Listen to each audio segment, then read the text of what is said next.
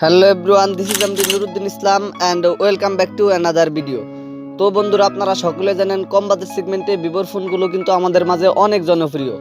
তাই ভিভো এবার তাদের লো বাজেট সেগমেন্টে আরও একটি জনপ্রিয় স্মার্টফোন লঞ্চ করতে যাচ্ছে, আর সেটি হচ্ছে ভিভো Y22 স্মার্টফোনটি। প্রথমত যদি ফোনটির হাইলাইটেড বিষয় নিয়ে কথা বলি, তাহলে এই ফোনটিতে ব্যবহার করেছে মিডিয়াটেক হেলিওর চিপসেট 50 মেগাপিক্সেলের ক্যামেরা এবং 5000 মিলিঅ্যাম্পের একটি সুবিশাল ব্যাটারি। তো আজকের ভিডিওতে আপনাদেরকে জানাবো ভিভো Y22 এই স্মার্টফোনটির ফুল স্পেসিফিকেশন অ্যান্ড সেই সাথে জানাবো ফোনটির প্রাইস এবং এর লঞ্চিং ডেট নিয়ে। আর ভিডিওটি কন্টিনিউ করলে আপনারা আরও জানতে পারবেন বাজেট রেঞ্জে ফোনটি কি আমাদের জন্য ভ্যালু ফর মানি প্রোভাইড করছে, নাকি এই বাজেটে মার্কেটে আরও কোনো সেরা স্মার্টফোন বর্তমানে আছে। এই সকল প্রশ্নগুলোর উত্তর থাকবে আজকের এই ভিডিওতে, সুতরাং আমি আশা করবো আপনারা ভিডিওটি স্কিপ না করে পুরো ভিডিওটি মনোযোগ সহকারে দেখবেন।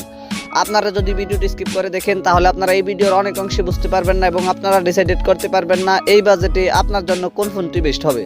তো চলুন কথা না বাড়িয়ে মূল ভিডিওতে যাওয়া যাক। বন্ধুরা, সর্বপ্রথম যদি ফোনটির ডিজাইন অ্যান্ড এর বিল্ড কোয়ালিটি নিয়ে কথা বলি, তাহলে এতে আর নতুন করে কিছু বলার নেই। বরাবরের মতো আপনারা সকলে জানেন ভিভোর কম বাজেটের স্মার্টফোনগুলোর ডিজাইন কিন্তু একদম গর্জিয়াস লুকিং হয়ে থাকে। এবারও কিন্তু তার ব্যতিক্রম নয়। বিশেষ করে ভিভো Y22 এই স্মার্টফোনটির ডিজাইন করা হয়েছে একদম অসাধারণ লেভেলের। এই ফোনটির রিয়ার প্যানেলে ব্যবহার করেছে গ্লাস অ্যান্ড প্লাস্টিকের একটি সম্মিলিত ব্যাক প্যানেল, আর এই ফোনটির ওয়েট করা হয়েছে মাত্র 190 গ্রাম। ফোনটির রিয়ার পার্টের একটি ক্যামেরা বাম্পারের মধ্যে আপনারা পেয়ে যাবেন ট্রিপল ক্যামেরা সেটআপ, আর ফোনটির ফ্রন্ট পার্টে আসলে ফুল ভিউ ডিসপ্লের মাঝখানে থাকছে একটি you shape north camera setup. আপনারা সকলেই জানেন ভিভোর এই রকম বাজেট সেগমেন্টের স্মার্টফোনগুলোতে খুব কমই পাঁচুল কাটআউট ক্যামেরা ব্যবহার করা হয়। তারা কিন্তু এইরকম বাজেট সেগমেন্টের একাধারে প্রায় সকল ফোনই ইউ শেপ নর্থ ক্যামেরাটি ব্যবহার করেছে। আমরা কিন্তু সাধারণত এই বাজেট সেগমেন্টে ভিভোর কাছ থেকে কোনো পাঁচুল কাটআউট ক্যামেরা পাই না। তবে ভিভো কোম্পানিটি যদি তাদের এই বিষয়টির দিকে লক্ষ্য রাখতো, তাহলে ভিভো কোম্পানিটি আমাদের মাঝে আরো অনেক জনপ্রিয় হয়ে যেত। এই ফোনটিকে আপনারা starlight blue, metaverse green and summer shine এই তিনটি কালারেই পেয়ে যাবেন। তো ফোনটির ডিজাইন নিয়ে বলতে গেলে পার্সোনালি ভিভো Y22 এই স্মার্টফোনটির ডিজাইন আমার কাছে অনেক ভালো লেগেছে। আপনাদের কাছে ফোনটির ডিজাইন কেমন লেগেছে কমেন্ট করে অবশ্যই জানাবেন।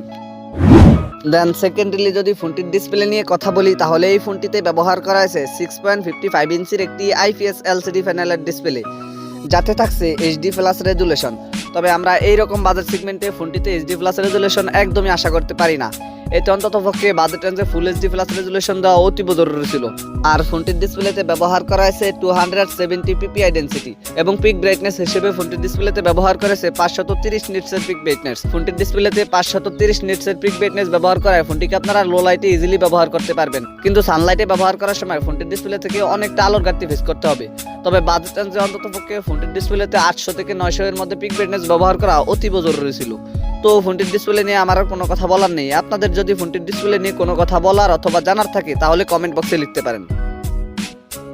থার্ডলি যদি ফোনটির পারফরমেন্স নিয়ে কথা বলি, তাহলে এই ফোনটিতে রান করবে ফান্টাস 12 বেসড অন অ্যান্ড্রয়েড 12, আর চিপসেট হিসেবে ফোনটিতে ব্যবহার করেছে মিডিয়াটেক হেলিও G85, যেটি 12 ন্যানোমিটার আর্কিটেকচারে বিল্ড করা একটি অক্টা-কোর প্রসেসর। আর জিপি হিসেবে ফোনটিতে ব্যবহার করেছে Mali G52 MC2। বরাবরের মতো আপনারা সকলেই জানেন এই চিপসেটটি কিন্তু মোটামুটি এইরকম বাজেট সেগমেন্টে ভালো একটি পারফরমেন্স দিয়ে থাকে। তবে এইরকম বাজেট সেগমেন্টে ফোনটিতে এরকম পুরোনো চিপসেটটি ব্যবহার না করে অন্ততপক্ষে মিডিয়াটেক হেলিও G96 প্রসেসরটি ব্যবহার করা দরকার ছিল। ফোনটিতে যদি মিডিয়াটেক হেলিও G96 প্রসেসরটি ব্যবহার করা হতো, তাহলে এই ফোনটি কিন্তু মার্কেটের সেরা স্মার্টফোনগুলোর মধ্যে অন্যতম হতো। তবুও এই চিপসেটটি যে একেবারে খারাপ এটাও বলা যাবে না। বাজেট রেঞ্জে এই চিপসেটটি কিন্তু আমাদের জন্য মোটামুটি value for money performance provide করে থাকে। এই ফোনটিকে আপনারা 464 অ্যান্ড 6128 এই দুইটি ভেরিয়েন্টই পেয়ে যাবেন। আর ফোনটিতে আপনারা দুইটি সিম কার্ডের পাশাপাশি একটি dedicated microSD card slot easily ব্যবহার করতে পারবেন। ফোনটির ক্যামেরা সেকশন নিয়ে কথা বলতে গেলে, এই ফোনটির রিয়ার প্যানেলে ব্যবহার করা হয়েছে ট্রিপল ক্যামেরা সেটআপ, যার মেইন সেন্সরটি 50 মেগাপিক্সেলের এবং থাকছে 2 মেগাপিক্সেলের একটি ম্যাক্রো, আরও থাকছে একটি ক্যামেরা। তবে ফোনটিতে ব্যবহার করা হয়নি কোনো ধরনের আল্ট্রা ওয়াইড সেন্সর। তবে বাজেট রেঞ্জে ফোনটিতে অন্ততপক্ষে 8 মেগাপিক্সেল অথবা 2 মেগাপিক্সেলের একটি আল্ট্রা ওয়াইড সেন্সর ব্যবহার করা অতীব জরুরি ছিল। আপনারা সকলেই জানেন আমরা এইরকম বাজেট সেগমেন্টের স্মার্টফোনগুলোতে ম্যাক্রো ক্যামেরা ছাড়া ফোনগুলোর ক্যামেরা পারফরমেন্সের প্রশংসা একদমই করতে পারি না। আর এই ফোনটির রিয়ার ক্যামেরা দিয়ে আপনারা সর্বোচ্চ ভিডিও শুট করতে পারবেন 1080p 30fps রেজুলেশনে। আর সেলফি ক্যামেরা হিসেবে ফোনটিতে ব্যবহার করা হয়েছে 8 মেগাপিক্সেলের একটি ওয়াইড ক্যামেরা। ফোনটির সেলফি ক্যামেরা দিয়েও আপনারা সর্বোচ্চ ভিডিও শুট করতে পারবেন 1080p 30fps রেজুলেশনে।